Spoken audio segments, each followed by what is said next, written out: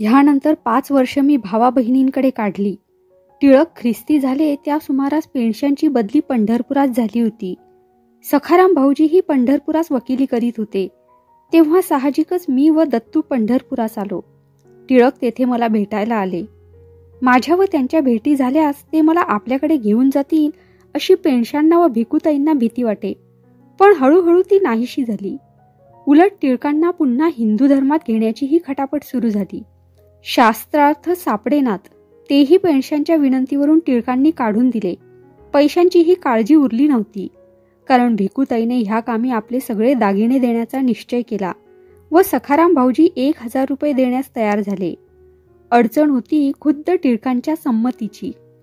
ते माझ्यासाठी पंढरपुरास घोटमळत होते व त्यांना कोणाला दुखवायला नको होते. पण पुढे एकाएकी पंढरपूरला कॉलरा सुरू झाला.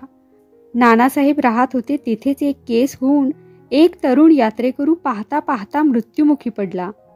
टिळकांना ही पाऊलवाट मिळाली.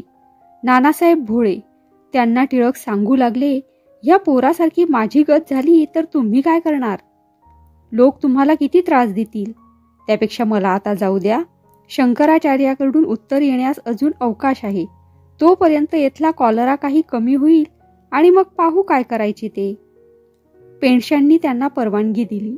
भाडे दिले व त्यांची मुंबईस रवानगी केली.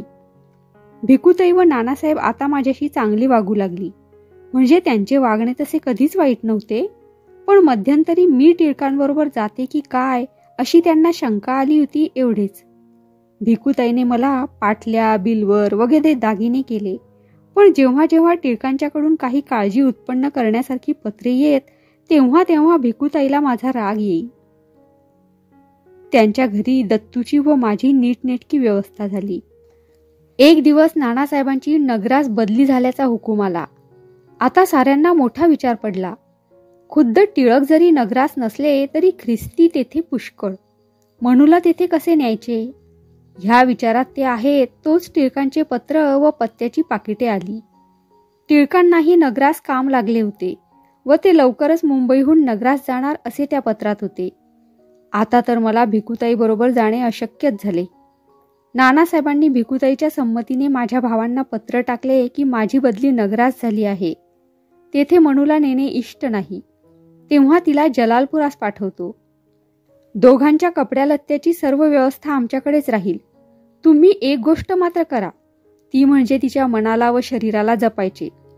हे पत्र हाती पडताच माझ्या दोघा भावांनी आपल्या बायकांना सांगितले, आज 3 वर्ष आमची बहीण सोयऱ्यांच्या घरी आहे. तिला आता आपल्याकडे आणली पाहिजे. आम्ही लोकांचे तमाशे पाहतो तसे लोक आमचे तमाशे पाहतील. जरी तुम्ही तिला एक पाहुणा किंवा आमचा एक आंधळा भाऊ समजून वागवत असाल तर आम्ही तिला आणू. तिने जरी आमचे काही नुकसान केले तरी त्याची जबाबदारी आमच्यावर आहे. तुम्ही तिच्या मनाला लागेल असं काही करायचे नाही. माझ्या दोघी भावजयांनी म्हटले की तुम्ही त्यांना खुशाल आणा. आम्ही एका शब्दाने त्यांना दुखवणार नाही. जलालपुरास आल्यावर 3-4 दिवसांनी टिळकांकडून पत्र व पाकिटे आली. जलालपुरास मी गेले हे टिळकांना कळले कसे कोणास ठाऊक. जलालपुरास माझ्या भावजयांनी मला अगदी काम पडू दिले नाही. दोघींनी माझे काम वाटून घेतले. थोरली दत्तूचे सर्व पाहत असे व धाकटी माझे पाही. मला माझे लुगडे सुद्धा तिने धुवू दिले नाही. मी अलीकडे फार देवदेव करू लागले होते. माझे अंग धुण्याचे पाणी काढून देणे, लुगड्यांच्या निऱ्या करून ठेवणे, पूजेचे करणे हे सारे ती करी. मी म्हणे, वहिनी तू किती श्रम घेतेस? तेव्हा तिने म्हणावे, वंस तुमच्यासाठी मी काही केलं तर त्यात देव मला आशीर्वाद देईल, तसं माईसाहेबांचं केल्यास देणार नाही. माईसाहेबांचं केलं तर देव व माणसं म्हणतील की हे स्वार्थासाठी करते आहे आणि तुमचं मी निस्वार्थ बुद्धीने करते आहे. ह्याच भावजईने दत्तूला बाळपणी सांभाळले होते. जलालपुरास आल्यापासून आमची लोणंद फुगडी थांबली होती. मला आता देवाचा नाद लागला होता. दुसरा काहीच व्याप माझ्या मागे नव्हता. सकाळी उठल्यावर वेणीफणी, अंग धुणे करून नियमाने गुरुचरित्र, शिवलीलामृत, देवपूजा, तुळशीची माळ व नंतर जप हा माझा नित्यक्रम असे. मी एक वेळ जेवी. मला उपासही बरेच असत. शिवाय 4 शुक्रवार, 4 शनिवार, 4 मंगळवार. ह्या दिवशी शुक्रवारी रात्री फक्त दूध भात खायचा. शनिवारी रात्री फक्त वडेच खायचे. मंगळवारी रात्री 9 मुठीचे कानवले करून त्यातील 6 मुठीचे गाईला वाटून 3 मुठीचे मी खायचे. एकादशा वगैरे असतच. हे सारे टिळकांनी प्रायश्चित्त घेऊन परत जातीत यावे म्हणून मी करी. ज्या दिवशी उपास नसे त्या दिवशी माझी वडील भावजय आपले सर्व कामधाम आटोपल्यावर मी पटलेली असेन तेथे दूध पोहे घेऊन यायची व मला आईबाई करून ती बळे खायला घालायची. एकीकडे तिचा उपदेश चालायचा. ती म्हणे, वंश सर्व संपत्तीपेक्षा आधीच शरीर संपत्ती पाहिजे. ती जर तुम्ही घालवून बसला तर तुम्हाला कोण विचारील. चालतील बाह्या तर विचारतील आया बाया.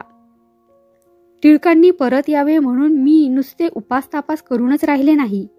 आणखी जे जे सुचेल ते मी करी. पण ह्या दोघी जणी मला काही बोलत नसत. त्या म्हणत, ह्या कोणाचे काही वाईट करीत नाहीत, काही नुकसान करीत नाहीत, मग ह्यांना कशाला दुखवा. जलालपुरास एक मोठा मारुती आहे. त्याच्या हातात मी वाटी देत असे. हेतू हा की त्याने टिळकांच्या मागे लागून त्यांना परत आणावे. पण हे कोण करतो हे गावकऱ्यांना कळत नसे. कधी कधी मारुतीच्या डोक्यावर दगड ठेवायची. हेतू हा की दगड दिला म्हणजे त्याला माझे काम करावेच लागेल. म्हण आहे ना की तुझ्या डोक्यावर कुणी दगड दिला होता का, म्हणजे अमुक एक गोष्ट करण्याची तुझवर बळजबरी कुणी केली होती का. मग मी रामनामाच्या चिठ्ठ्या लिहून मारुतीच्या डोक्यापासून पायापर्यंत चिकटवू लागले. हे काम अगदी पहाटे उठून अंग धुवून कोणी जागे होण्याच्या आधी करावे लागे. रामाच्या नावाच्या चिठ्ठीचा पायांना स्पर्श होण्याच्या आत मारुती त्यावरचे ते संकट टाळण्यासाठी माझ्यावरचे संकट निवाळतील अशी कल्पना ह्यात होती. मारुतीच्या हातात काठी, डोक्यावर दगड, अंगभर चिठ्ठ्या, हा काय प्रकार आहे याचे गावभर कुतूहल उत्पन्न झाले. हे चेटूक कोण करते ते पाहिले पाहिजे आणि त्या चेटकिणीला चांगला चोप दिला पाहिजे असे गावातील प्रमुख मंडळींनी ठरवले. एक दिवस ही मंडळी तेथेच लपून बसली. मी अंग धुवून ओले त्याने तेथे गेले व एक चिठ्ठी लावून उजवी येत आहे इतक्यात दोघे चौघे हातात काठ्या घेऊन माझ्या अंगावर धावले. थोडे थोडे दिसायला लागले होते. जवळ येताच मंडळींनी मला ओळखले. दादा कुलकर्णी म्हणाले, ताई तू असशील अशी आम्हाला कल्पना नव्हती. बरे तर बरे, आज त्या पोराची आई नाहक प्राणास मुकली असती. आम्हाला वाटले कोणी चेटकीन हे चेटूक करत असावी, म्हणून आज आम्ही मुद्दाम टपून बसलो होतो. चालू देत तुझे उपाय. तुला ह्यात यश मिळून टिळक परत येवोत म्हणजे झालं. गंगेपासून घरापर्यंत मी पावले काढीत असे. तसेच देवीला रोज तांबडे फूल पाहण्याचा मी नियम केला होता. फूल मिळाले नाही म्हणजे त्या दिवशी मी उपास करायची. मला उपास पडू नये म्हणून माझ्या भावजया मला कुठून तरी तांबडे फूल आणून देत. माझे एक काम देवदेव हे होते व दुसरे मुलांना शिकवायचे होते. दत्तूची पहिली मास्तरीण मीच होते. पुढे दत्तूच्या मुलांचीही पहिली मास्तरीण मीच झाले. रोज वेळ मिळेल तेव्हा दत्तू व भावांची मुले ह्यांना घेऊन मी त्यांना लिहायला शिकवित असे. भिकूताईने मला जलालपुरास आणून टाकली होती ह्याचे कारण तिला वाटे मी एखाद्या वेळेस चटकन टिळकांकडे निघून जाईन. ती माझ्यावर एक गाणे म्हणत असे, मैना तुझा ग सोन्याचा पिंजरा वगैरे. गाण्याचा अर्थ असा होता की मैने तुला कोंडून ठेवले आहे तरी हा पिंजरा म्हणजे कैद्यांचा नाही. आम्हाला मायेनेच तुला कोंडावे लागते, नाहीतर तू केव्हाच भुरकण ओढून जाशील. माझ्या दोन्ही भावांच्या मुलांना आता 7वी वर्ष लागली होती. दत्तूला 6वे वर्ष लागले होते. या तिन्ही मुलांच्या मुंजी कराव्या असे आता घरात विचार सुरू झाला. तिन्ही मुलांच्या मुंजी बरोबरच लावावयाच्या ठरले होते. पण कित्येक म्हणू लागले, दत्तूची मुंज आत्ताच करू नका. जर त्याच्या बापाने त्याला नेलं तर मुंजीचा सर्व खर्च फुकट जाईल. केशवराव मामा म्हणाले, काही हरकत नाही. जानव्याचा दोरा गळ्यातून काढून टाकायला काही खर्च लागत नाही. त्याचीच मी आधी मुंज करीन व मग आमच्या मुलांची मुंज करीन. मामा नाशकास जाऊन ह्या वर्षी मुलांना मुंजी लाभतात की नाही हे पाहून आले होते. तिघांनाही मुंजी लाभत होत्या. दत्तूची मुंज आधीच करायची व मग स्वतःच्या मुलाची मुंज करायची असे ठरवून त्यांनी तशा मूळ चिठ्ठ्याही पाठवून दिल्या होत्या. टिळकांना पाठवलेल्या मूळ चिठ्ठ्यात मात्र तिथी उलटसुलट घातल्या होत्या. हेतू हा की दत्तूच्या मुंजीची तिथी तर त्यांना कळू नये व मुंज होणार एवढे तर त्यांच्या कानावर जावे. तिथी नक्की कळली आणि त्याच वेळेस त्यांनी मुंजीत काही अडथळा आणला तर. दत्तूच्या मुंजीत सर्व मंडळी 3 दिवस रडतच होती. उपाध्यायाच्या माडीवर त्याची मुंज लागली, तोही बिचारा रडत होता, कारण त्याला मुलगा नव्हता. तो म्हणे, ज्याला बाप आहे त्या मुलाची ही अवस्था व ज्यांना मुलगा नाही त्याची ही अवस्था.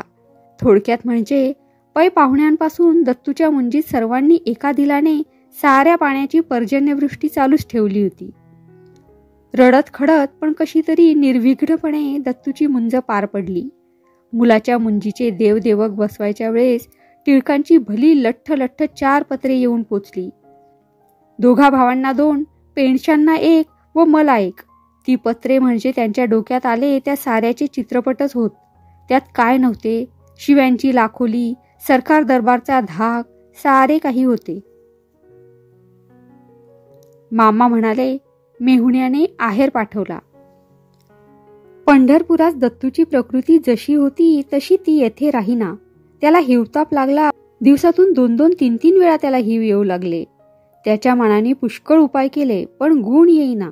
मी म्हणे, नागपूर पंढरपूर येथे कसे दत्तूला चांगले वाटत होते, येथेच कसे त्याला बरे वाटत नाही. ज्याच्या जीवावर मला आपले आयुष्य कंठायचे आहे त्यालाच जर बरे नाही तर येथे राहून करायचे तरी काय. पण जायचे कुठे? टिळकांच्या भयाने मला घरची माणसे कोठेच जाऊ देणार नाहीत. शेवटी माझ्या मनाने दिराकडे पंढरपुरात जाण्याचे घेतले. पण जायचे कसे?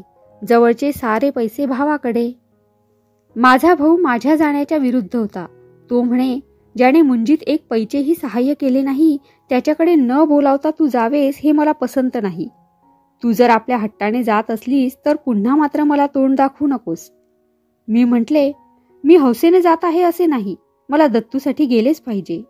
भाऊजया म्हणू लागल्या, दत्तू करता जायचे तर जा, पण तुम्ही आम्हाला मुळीच जड नाही. टिळकांकडे मात्र जाऊ नका. धाकट्या भाऊजईला तर फारच वाईट वाटले. तिने 11व्या दिवसापासून दत्तूला स्वतःच्या अंगावर पाजून सांभाळले होते. मी टिळकांना लिहिले की आज 3 महिन्यांपासून दत्तूला ताप येत आहे. त्याला घेऊन पंढरपुरात जावे असे वाटते, पण जवळ पैसे नाहीत. ते मी गोळा केले असे समजले तर नातलग मला जाऊ देणार नाहीत. तरी ही बातमी बाहेर न फोडता पंढरपुरात जाण्याचे 3 माणसाचे भाडे पाठवा, मी भाऊजींकडे जाते. त्यांनी ताबडतोब पैसे पाठवले व दरमहा 10 रुपये भाऊजींकडे पाठवीन म्हणूनही लिहिले. पैसे येताच मी ताबडतोब पंढरपूरची तयारी केली. आत्याबाईला दत्तूची काळजी लागून राहील म्हणून तिलाही बरोबर घेतले. अशा रीतीने आम्ही जलालपूर सोडले व पंढरपुरास आलो. म्हटल्याप्रमाणे टिळकांची 10 रुपयाची मनी ऑर्डर आली. आमचा पत्रव्यवहार जोरात चालला होता. मधून मधून त्याची पुष्कळ वाकडी तिकडीही पत्रे येत. मी देवळात जाऊन तासनतास रडत बसे. दिवसातून एकदाच माझे जेवण असल्याने ते मला साधतही असे. कधी कधी लोक मला टोचून बोलत, त्यावेळी मला फार वाईट वाटे. कोणाकोणाचे वाघबाण तर अगदी ऊर भेदून बाहेर जात. त्यात एखाद्या वेळी भाऊजीही भर घालीत. त्यामुळे माझा जीव अगदी पिसाळून गेला होता. काय करावे काहीच सुचेना.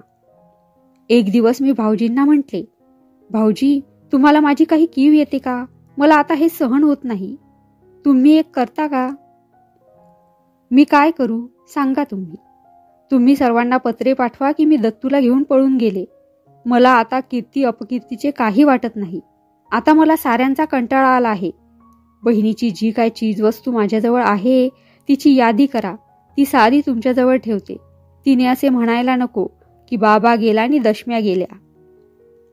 तुम्ही जाणार कुठे? मला वाट फुटेल तिकडे जाईन. तेथून गेल्यानंतर तुम्हाला पत्र पाठवीन. कुठे जायचं ते माझे ठरलेले नाही. मी दत्तूकडे पाहून दिवस काढीत आहे. त्याची विद्या करून मी आपले कसे तरी पोट भरीन. काही दिवस तरी सर्वांच्याच जाचातून सुटेन. भाऊजींना माझी कल्पना बरी वाटली. आदल्या दिवशी विठोबाच्या देवळात मला एक बाई भेटली होती. मला रडत बसलेली पाहून तिने जवळ येऊन माझी करुण कहाणी मोठ्या सहानुभूतीने ऐकून घेतली होती. तिची ही कहाणी करुणच होती. ती अगदी वृद्ध होती. तिचे पती तिच्याहून वृद्ध होते. त्यांचा एकुलता एक मुलगा नुकताच वारला होता. वृद्धापकाळी असे कोणी उरले नव्हते. तीर्थयात्रा करीत करीत ते पंढरपुरास आले होते. दुसऱ्याच दिवशी गाणगापुरास जाण्याचा त्यांचा बेत होता. गाणगापुरास उरलेले आयुष्य ते घालवणार होते. माझी करुण कहाणी ऐकून बाईच्याही डोळ्यात पाणी आले. मी तिला म्हटले, मी तरुण आहे, मला काही दिवस तरी कोणाचा आश्रय पाहिजे. मला तुम्ही आपल्याबरोबर न्या. मजकडून अनायासे दत्ताची ही सेवा घडेल. तुम्ही माझी धर्माची आई व्हा. मला काही दिवस गुप्त राहण्याशिवाय गत्यंतर नाही. ती बाई माझ्या म्हणण्याला कबूल झाली. दुसऱ्या दिवशी माझे भाऊजींशी आरंभी सांगितलेले बोलणे झाले व नंतर आमचे सर्वानुमते एक विचाराने जाण्याचे ठरले व मी बांधाबांधी करण्यास सुरुवात केली. दुसऱ्या दिवशी संध्याकाळी आम्ही निघणार तो भाऊजींना तार आली. गोसावीज फादर कमिंग. खाली सही वगैरे काही नव्हती. सगळे बुचकळ्यात पडले की ही गोसाव्याचा बाप कोण येतो आहे. पण दुसऱ्या दिवशी टिळक येऊन उभे राहिले. त्यांची तार गो सेज फादर कमिंग अशी होती. म्हणजे मला परमेश्वराचा संदेश आहे, जा आणि मी येतो. पण तार ऑफिसमध्ये परमेश्वराला किंवा त्याच्या संदेशाला कोण विचारतो. तार पाठवणाऱ्याला वाटले गोसाव्याचा बाप येतो आहे. त्याने तशी तार भाऊजींच्या हातात दिली. त्याचे असे झाले, टिळक वाईहून पंढरपुरास आले होते. वाईस आशम्माबाई शेख उमर नावाच्या एक अत्यंत सालस, देवभिरू व प्रेमळ ख्रिस्तीबाई राहत असत. टिळक त्यांना आई म्हणत. टिळक ख्रिस्ती झाल्यानंतर त्यांनी दुसरे लग्न करावे अशा कित्येक खटपटी लोकांनी सुरू केल्या होत्या. मी त्यांच्याकडे जाण्याची आशा जवळजवळ खुंटलेली. त्यांना ख्रिस्ती होऊन 5 वर्ष होत आलेली. ख्रिस्ती झाल्यानंतर 6 महिन्यांनी लिहिलेल्या डायरीत हे शब्द आढळतात. रात्री दारावरून बग्गी गेली. मी माझे कुटुंब आले आहे म्हणून मी खिडकी उघडून पाहावे. ह्यात 1 वाजेपर्यंत जागलो. देवा, या दीन दासावर व त्या दीन दासीवर आणि एका अज्ञ अर्भकावर दया कर. तुझ्याच गौरवार्थ आम्हाला एकत्र कर. माझा विश्वास आहे ह्या आठवड्यात मला माझ्या प्रार्थनेचे उत्तर मिळेल. आदल्या दिवशीच्या डायरीत ते म्हणतात, देवा, तुझी इच्छा आहे की माझ्या कुटुंबाने मजकडे यावे, पण मी अधीर आहे, मला क्षमा कर. ह्यावरून टिळकांची मनस्थिती कशी काय झाली होती हे दिसून येते. अशा मनस्थितीतच जवळजवळ त्यांनी 5 वर्ष काढली होती. दुसऱ्या लग्नाच्या कटकटीला ते कधी कधी बळी पडत, पण ते क्षण मात्रच. एकदा त्यांना अशीच कोणी गळ घातली असता व सुंदर मुलगी त्यांना दाखवली असता त्यांनी ताऱ्यांची माला नको मज द्या त्या सुमनाला ह्या शीर्षकाची एक कविता उत्तरादाखल लिहिली. ही कविता मे 1899च्या सुविचार समागमात प्रसिद्ध झाली असून तिच्या खाली अशी पावटीप आहे. एका एकनिष्ठ पतीस आल्या विरहांतरीत पत्नीचा त्याग करून दुसरा संबंध करण्याविषयी एका गृहस्थाने सूचना केली. ह्या सूचनेला हे त्या दीन व प्रेमळ पतीचे उत्तर आहे. हे पत्र लिहिल्यानंतर 8-15 दिवसांनीच वर लिहिल्याप्रमाणे टिळक मला भेटले. महाबळेश्वराहून परतताना व महाबळेश्वरास जाताना ते आपल्या ह्या मातेला भेटल्या वाचून व त्यांच्या घरी 4 दिवस राहिल्या वाचून पुढे जात नसत. आशम्माबाईचे पती व मुलेबाळे सर्व गत झाली होती, परंतु नावाप्रमाणे त्या मूर्तिमंत आशा होत्या. महाबळेश्वराहून परतलेले टिळक आशम्माबाईकडे उतरले होते. रोज सकाळ संध्याकाळ दोघं माझ्या संबंधी परमेश्वराजवळ प्रार्थना करीत. एक दिवस त्यांनी फारच आग्रहाची प्रार्थना केली की देवा, आमच्यासाठी नको तर तुझ्या गौरवासाठी ह्या माय लेकरास तू आण. प्रार्थना झाल्यावर आशम्माबाईंनी टिळकांना 10 रुपये देऊन सांगितले की तुम्ही तार करा व आत्ताच्या आत्ता पंढरपुरात जा. लक्ष्मीबाई खात्रीने येणार आहेत. दोघांनाही वाटले की टिळकांनी नगरला न जाता परस्पर पंढरपुरात जावे असा परमेश्वरी संदेश आला आहे. त्याप्रमाणे टिळक निघाले व मी गाणगापुरास निघण्याच्या आधीच 12 तास पंढरपुरास ते येऊन दाखल झाले.